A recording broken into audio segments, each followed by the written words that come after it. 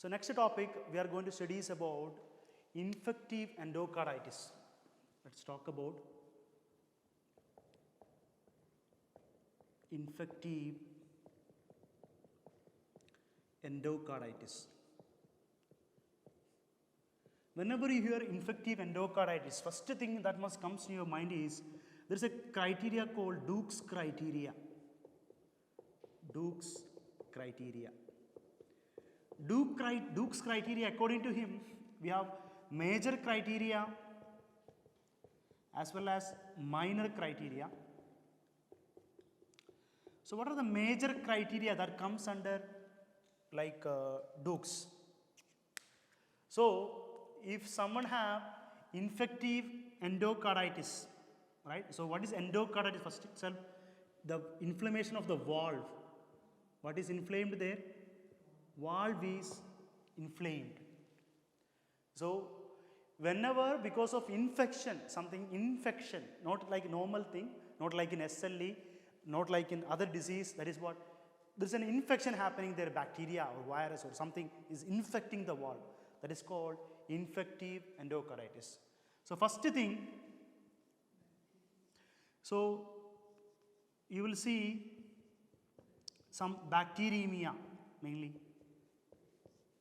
You will see some bacteria in the blood. That is called what? Bacteremia. Then you can have new regurgitation murmur. New regurgitation murmur. And in echocardiography, you see what? New vegetations. New vegetations. So these are the main three major criteria when we think about what? Duke's criteria for what? Infective endocarditis. Similar manner, we have some minor criteria. So minor means, so major is you will have lot of bacteria in the blood, then you will have new regurgitation murmur and new what? Vegetation in the valve. Vegetation in valve. Then talking about minor, first thing, remember about the risk factors here. Risk factors that include already the person who is already having history of endocarditis. So you can suspect him. Soon he can get what? Infective endocarditis, or is using some prosthetic valves. Prosthetic means what? Artificial valves he is using. The person is having history of endocarditis or he is having some prosthetic valves usage.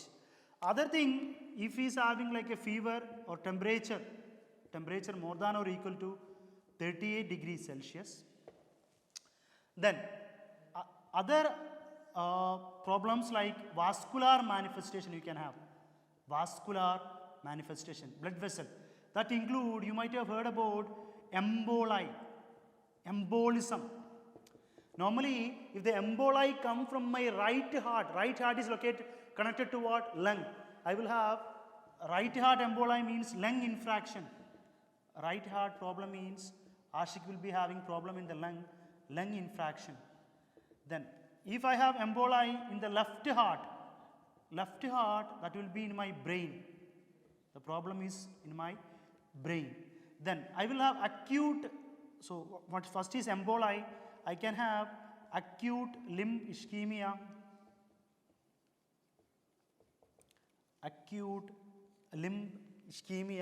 Then you might have heard about some splinter hemorrhage in the nails and all nail beds, splinter hemorrhage.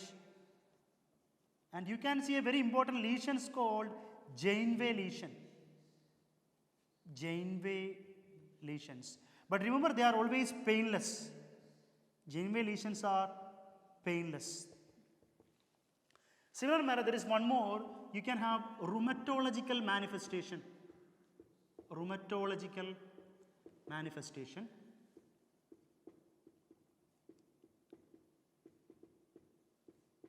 There is something called Osler node in the nail bed. Again, Osler node. But they are palpable. They are palpable. Remember, they are so painful.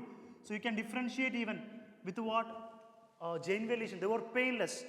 They will affect your kidney. You can have, yeah, post-streptococcal glomerulonephritis. It's a type of immune complex. You know, people who are using, you know, like IV drug abusers, they share the needle, they inject every time. So there's a bacteria called Staph aureus. They will go to first our right part of our heart, tricuspid valve will be damaged, right? So that will cause you what? Post-streptococcal glomerulonephritis. Now, similar manner, they will cause you in the eye something called Roth spots. Roth spots in eye. So these all are seen with what? A minor criteria that comes under what? Duke's criteria. So we have major and minor, that's about what? Infective endocarditis. So now we have to classify this infective endocarditis into two, or clinically we classify them into two. We can have acute infective endocarditis and not chronic, subacute. Remember, we can have two types of endocarditis. We can have acute endocarditis as well as subacute. We can have acute infective endocarditis, or she can have subacute infective endocarditis. Talking about acute, acute is caused by acute, short time, short, very short. Streptococcus, it is caused by Staphylococcus. You can see here the virulence. They are so virulent. They are so virulent. So you will see like this toxemia. Toxemia or like bacteremia so fast. Here there is no time to make this rheumatology. So it takes time, right?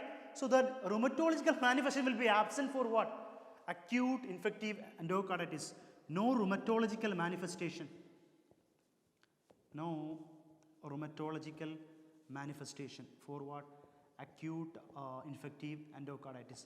And remember, here the patient will have, like said, bacteremia, sepsis, temperature, patient coming to the clinic, and here we have to start giving antibiotics. No need to wait until the blood result or culture result comes. Start giving antibiotic, start giving antibiotic before culture positive. Then after getting the result, you can decide to change the antibiotic or to stop it or whatever. But patient is also going to die. He's having all the valve is inflamed. He have big complication going to happen soon. So what we have to do, we have to start treating. But for subacute, it takes time. It takes time. It is virulent. It will be non-virulent. They are caused by a group of bacteria called HACEC. Haemophilus,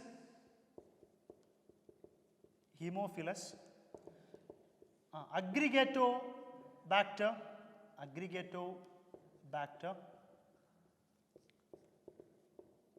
then cardiobacter, then Eikenella, and there is a bacteria called Kingella. These are the group of bacteria that will cause you what? Subacute infective endocarditis. They are completely non-virulent. Here it was virulent, it will be non-virulent. Here you only will have fever and all, that's all. There is no bacteremia. They are gradually developing. So they are taking time like chronic. So sure you can see what? Rheumatological manifestation here. There will be rheumatological manifestation present here. Comparing what?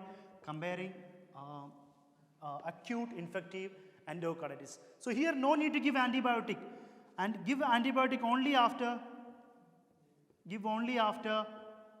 culture positive. Give antibiotic only after culture positive. For diagnosing, of course, for valvular problem, we use for diagnosing echo, right? For both of them. How to diagnose this infective endocarditis? We can use, like, there is something called transthoracic echocardiography or transesophageal echocardiography. Esophageal echocardiography. So we have two types. The best one is always what? Transesophageal echocardiography. Both can be used. Echo, whenever heart is damaged, the valve is damaged, think about echo itself for sure. See, if the problem is in the native valve, how you treat it? The problem is in the native valve. If problem is in the native valve, always the answer is you give which drug? Vancomycin. Vancomycin. But the change, if it is a prosthetic valve, the treatment scenario will change here. For prosthetic valve, remember, we have to check the days. If it is less than 60 days, the acute short-term prosthetic valve, you have to give them vancomycin plus gentamicin plus cefepime. We'll add them cephalosporin, cefepime. If the age is between 60 and 365 days, you add vancomycin and gentamicin. But the age of this valve is more than 365 days, add them vanco, genta plus ceftriaxone. So remember, if it's prosthetic valve, according to the days, the treatment will change. In recurrent cases, we go for surgery. When surgery is indicated, surgery will be done only if your vegetation in the valve is more than 15 millimeter. Or you go for surgery if vegetation is more than 10 millimeter, but they have signs of some emboli, or they have some signs of like a fungal infection in the valve, more complicated, or they have some abscess. Here also you do what? Surgery. But this surgery is having a like priority here. Even must be done if the patient is having history of MI or stroke. Normally, it's a like very risk. If a patient already have MI or stroke before, to do surgery for the valve, we will be like, no, it can make again problem. But here we have to do, here we can't wait because we are talking about the valve in the heart. Emboli, patient can expire, right? So it must be done even if they have history of MI or stroke. But in other cases, common scenario, if someone have MI or stroke, we don't go for what? Surgery. And if any patient have allergy to vancomycin, you can replace a drug by what? Daptomycin. In some people, we have to give prophylaxis. Prophylaxis, which drug? Amoxicillin. Normally, we give amoxicillin in patient who already have some like bad valves.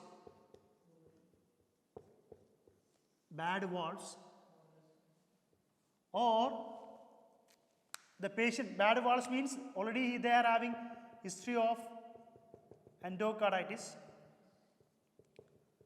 Or the patient who are having prosthetic valves, or you are undergoing some procedures